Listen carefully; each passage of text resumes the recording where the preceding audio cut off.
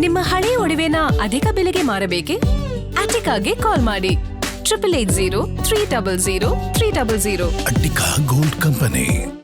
ನಾಳೆನೆ ಸುದ್ದಿಗೋಷ್ಠಿ ಕರೆದು ಸಿದ್ದರಾಮಯ್ಯನವರು ರಾಜೀನಾಮೆ ಕೊಡುವಂತಹ ಸಾಧ್ಯತೆ ಇದೆ. ನಾಳೆ ಮಹತ್ವದ ಸುದ್ದಿಗೋಷ್ಠಿ ನಡೆಸಲಿದ್ದಾರೆ ಸಿದ್ದರಾಮಯ್ಯನವರು. ನಾಳೆ ಸುದ್ದಿಗೋಷ್ಠಿಯನ್ನ ನಡೆಸಿ ಆ ಸುದ್ದಿಗೋಷ್ಠಿಯಲ್ಲೇ ತಮ್ಮ ರಾಜೀನಾಮೆಯನ್ನ ಘೋಷಣೆ ಮಾಡುವಂತಹ ಸಾಧ್ಯತೆ ಇದೆ. ರಣದೀಪ್ ಸಿಂಗ್ ಸುರ್ಜೇವಾಲಾ ಕೂಡ ಬೆಂಗಳೂರಿಗೆ ಬರ್ತಾ ಇದ್ದಾರೆ. ರಣದೀಪ್ ಸಿಂಗ್ ಸುರ್ಜೇವಾಲಾ ಅವರ ಜೊತೆಗೆ ಸುದ್ದಿಗೋಷ್ಠಿ ನಡೆಸಿ ಸಿದ್ದರಾಮಯ್ಯನವರು ರಾಜೀನಾಮೆ ಘೋಷಣೆ ಮಾಡಲಿದ್ದಾರೆ ಅನ್ನುವಂಥ ಸುದ್ದಿ ಇದೀಗ ಬರ್ತಾ ಇದೆ. ಆ ಕಡೆ ದೆಹಲಿಯಲ್ಲಿ ಡಿಕೆ ಶಿವಕುಮಾರ್ ಅವರು ದೆಹಲಿ ನಿವಾಸ ಮತ್ತು ಕರ್ನಾಟಕ ಭವನ ಎಲ್ಲಿಗೂ ಹೋಗದೆ ಅಜ್ಞಾತ ಸ್ಥಳಕ್ಕೆ ಹೋಗಿದ್ದಾರೆ ಅನ್ನುವ ಮಾಹಿತಿ ಕೂಡ ಬರ್ತಾ ಇದೆ. ಸೊ ಸುದ್ದಿಗೋಷ್ಠಿಯಲ್ಲೇ ರಾಜೀನಾಮೆ ಕುರಿತು ಸಿದ್ದರಾಮಯ್ಯನವರು ಮಹತ್ವದ ಘೋಷಣೆ ಮಾಡುವಂತಹ ಸಾಧ್ಯತೆ ಇದೆ.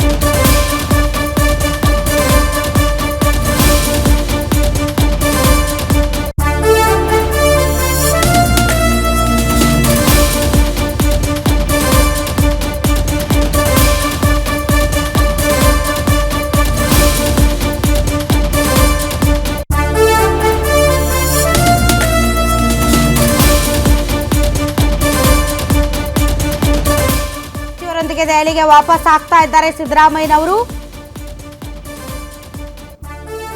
ಬೆಂಗಳೂರಿಗೆ ಬರ್ತಾ ಇದ್ದಾರೆ. ನಾಳೆ ಬೆಳಗ್ಗೆ ಬೆಂಗಳೂರಿನಲ್ಲಿ ಆಪ್ತರ ಜೊತೆ ಮತ್ತೊಂದು ಸಭೆ ನಡೆಸ್ತಾರೆ. ಸಭೆ ನಡೆಸಿದ ನಂತರ ಸುದ್ದಿಗೋಷ್ಠಿಯಲ್ಲಿ ಅವರು ತಮ್ಮ ರಾಜೀನಾಮೆಯನ್ನು ಕೊಡುವಂತಹ ಸಾಧ್ಯತೆ ಇದೆ.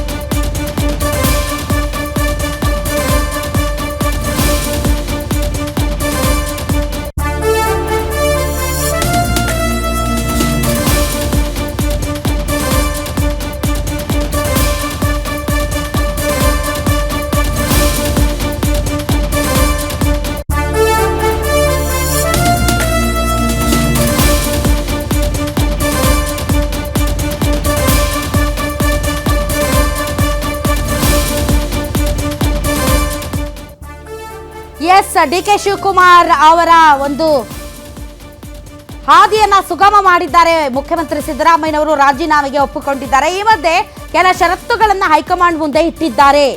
ಏನದು ಷರತ್ತುಗಳಂದ್ರೆ 4 ಉಪಮುಖ್ಯಮಂತ್ರಿಗಳನ್ನ ಮಾಡಿ ನಾನು ಹೇಳಿದವರನ್ನೇ ಸಚಿವರನ್ನಾಗಿ ಮುಂದುವರಿಸಿ ಅಂತ. 4 ಉಪಮುಖ್ಯಮಂತ್ರಿಗಳಲ್ಲಿ ಅಲ್ಪಸಂಖ್ಯಾತರು, ಹಿಂದುಳಿದ ವರ್ಗಕ್ಕೆ ಸೇರಿದವರು ಮತ್ತು ದಲಿತ ಸಮುದಾಯಕ್ಕೆ ಸೇರಿದವರು ಮತ್ತು ಲಿಂಗಾಯತ ಸಮುದಾಯಕ್ಕೆ ಸೇರಿದವರು ಒಟ್ಟು 4 DCM ಮಾಡಿ ನನ್ನ ಆಪ್ತರನ್ನ ಸಚಿವ ಸ್ಥಾನದಲ್ಲಿ ಮುಂದುವರಿಸಿ ಅಂತ ಸಿದ್ದರಾಮಯ್ಯನವರು ಹೇಳಿದ್ದಾರಂತೆ. ಆ ಷರತ್ತುಗಳಿಗೆ ಹೈಕಮಾಂಡ್ ಕೂಡ ಒಪ್ಪಿಗೆ ಕೊಟ್ಟಿದೆ. ಈ ಹಿನ್ನೆಲೆಯಲ್ಲಿ ಮಹತ್ತರವಾದಂತಹ ಬದಲಾವಣೆಯಲ್ಲಿ ಸಿದ್ದರಾಮಯ್ಯನವರು ತಾವು ಮೊದಲೇ ಡಿಸೈಡ್ ಆಗಿದ್ರು. ಯಾಕೆಂದ್ರೆ ಪದೇ ಪದೇ ಅವರು ಏನ್ ಸರ್ ಬದಲಾವಣೆ ಅಂತ ಕೇಳಿದಾಗ, ಒಂದು ವೇಳೆ ಹೈಕಮಾಂಡ್ ನನ್ನನ್ನು ಕೆಳಗಿಳಿರಿ ಅಂದ್ರೆ ನಾನು ಕೆಳಗಿಳಿತೀನಿ. ಹೈಕಮಾಂಡ್ ನನಗೆ ಎಲ್ಲವನ್ನು ಕೊಟ್ಟಿದೆ, ಈ ಕಾಂಗ್ರೆಸ್ ಪಕ್ಷ ನನಗೆ ಎಲ್ಲವನ್ನು ಕೊಟ್ಟಿದೆ. ಹೀಗಾಗಿ ಈ ಕಾಂಗ್ರೆಸ್ ಪಕ್ಷ ಏನ್ ಕೇಳುತ್ತೋ ಅದನ್ನ ನಾನು ಮಾಡೋದಕ್ಕೆ ರೆಡಿ ಇದ್ದೇನೆ. ಹೈಕಮಾಂಡ್ ಕರೆದು ನೀವು ಪದವಿಯನ್ನ ಬಿಟ್ಟುಕೊಡಿ ಅಂತ ಕೇಳಿದ್ರೆ ಐ ಆಮ್ ರೆಡಿ ಅಂತ ಪದೇ ಪದೇ ಹೇಳ್ತಾ ಇದ್ರು. ಇವತ್ತು ಅದೇ ಆಗಿದೆ. ಇವತ್ತು ಹೈಕಮಾಂಡ್ ಕರೆದಿದೆ, ಸ್ಥಾನವನ್ನು ಬಿಟ್ಕೊಡಿ ಅಂತ ಹೇಳಿದೆ, ರಾಜೀನಾಮೆ ಕೊಡಿ ಅಂತ ಹೇಳಿದೆ. ಸಿದ್ದರಾಮಯ್ಯನವರು ಅದಕ್ಕೆ ಒಪ್ಕೊಂಡಿದ್ದಾರೆ, ಬೆಂಗಳೂರಿಗೆ ವಾಪಸ್ ಬರ್ತಾ ಇದ್ದಾರೆ.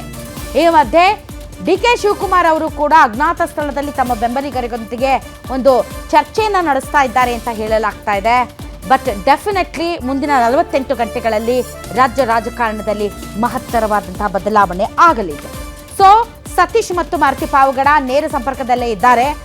ಎಸ್ ಮಾರುತಿ ಭಾಳ ಕನ್ಫ್ಯೂಷನಲ್ಲಿ ಇದ್ದಂಗಿತ್ತು ಹೈಕಮಾಂಡ್.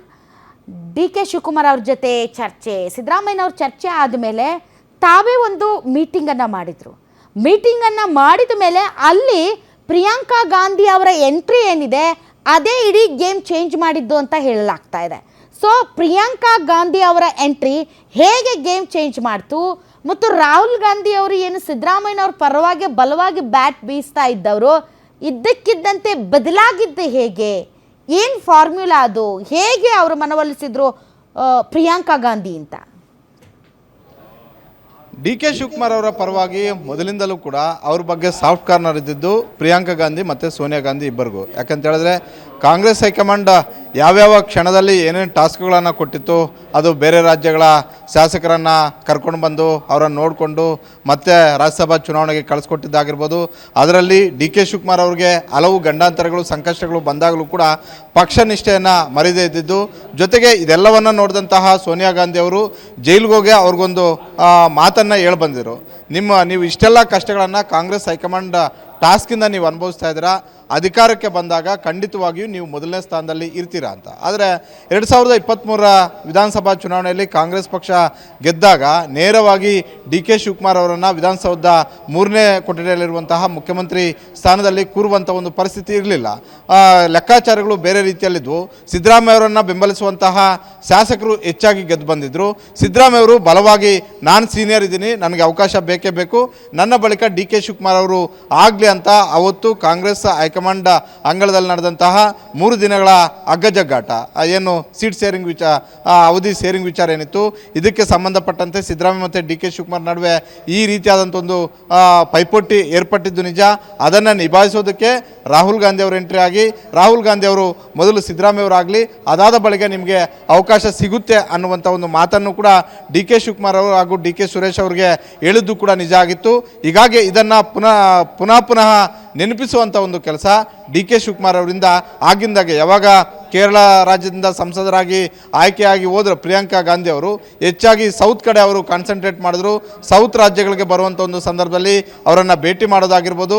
ಮೊದಲಿಂದಲೂ ಕೂಡ ಅವ್ರಿಗೆ ರಾಜಕೀಯ ಸ್ನೇಹ ಸಂಬಂಧ ಭಾಳಷ್ಟು ಚೆನ್ನಾಗಿಯೇ ಇದೆ. ಯಾಕಂತ ಹೇಳಿದ್ರೆ ಯೂತ್ ಕಾಂಗ್ರೆಸ್ಸಿಂದ ಬೆಳೆದು ಬಂದಂಥವ್ರು. ಒಂದು ಕಡೆ ಸೋನಿಯಾ ಗಾಂಧಿ ಅವ್ರ ಜೊತೆನೂ ಕೂಡ ಭಾಳಷ್ಟು ಚೆನ್ನಾಗೇ ಇದ್ದಾರೆ, ಪ್ರಿಯಾಂಕಾ ಗಾಂಧಿ ಅವ್ರ ಜೊತೆನೂ ಕೂಡ ಚೆನ್ನಾಗೇ ಇದ್ದಾರೆ. ಆದರೆ ಇವತ್ತು ಬೆಳಗ್ಗೆ ನಡೆದಂತಹ ಒಂದು ಸಭೆಯಲ್ಲಿ ಬಹುತೇಕ ಮತ್ತೊಮ್ಮೆ ಅಹಿಂದ ಜಪ ಮಾಡ್ತಾ ಇರುವಂತಹ ರಾಹುಲ್ ಗಾಂಧಿ ಅವರು ಸಿದ್ದರಾಮಯ್ಯನ ಮುಂದುವರಿಬೋದು ಅಂತ ಹೇಳ್ತಾರೆ ಅನ್ನುವಂಥ ಒಂದು ಲೆಕ್ಕಾಚಾರ ಇತ್ತು. ಯಾವಾಗ ಮೊದಲ ಸಭೆ ಬಳಿಕ ಮತ್ತೊಮ್ಮೆ ರಾಹುಲ್ ಗಾಂಧಿ, ಸುರ್ಜೇವಾಲಾ, ವೇಣುಗೋಪಾಲ್ ಇವರೆಲ್ಲರೂ ಸೇರಿ ಪ್ರತ್ಯೇಕವಾದಂಥ ಒಂದು ಸಭೆ ಮಾಡಿದಾಗ ಸೋನಿಯಾ ಗಾಂಧಿ ಮತ್ತು ಪ್ರಿಯಾಂಕಾ ಗಾಂಧಿ ಅವರು ರಾಹುಲ್ ಗಾಂಧಿಗೆ ಹೇಳಿದಂಥ ಒಂದು ಮಾತುಗಳು, ಸಿದ್ದರಾಮಯ್ಯ ಅವರನ್ನು ರಾಷ್ಟ್ರ ರಾಜಕಾರಣಕ್ಕೆ ಕರೆಸ್ಕೊಳ್ಳೋಣ, ಯಾಕಂತ ಹೇಳಿದ್ರೆ ನಾವು ಅಹಿಂದ ಮೇಲೆ ಎಲೆಕ್ಷನ್ ಮಾಡ್ತಾ ಇರುವಂಥದ್ದು ಕೇವಲ ಕರ್ನಾಟಕದಲ್ಲಿ ಮಾತ್ರ ಅಷ್ಟೇ ಅಲ್ಲ, ಇಡೀ ದೇಶಾದ್ಯಂತ ಮಾಡಬೇಕಾಗಿದೆ.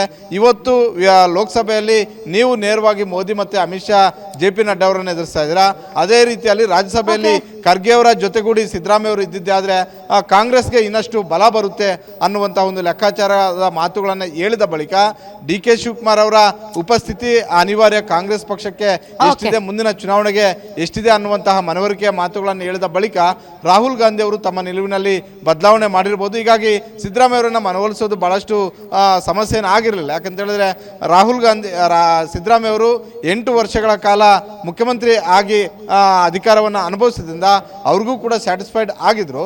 ಪದೇ ಪದೇ ಹೇಳ್ತಾ ಇದ್ರು ರಾಹುಲ್ ಗಾಂಧಿ ಅವರು ಏನು ಹೇಳಿದ್ರೆ ಅದರಂತೆ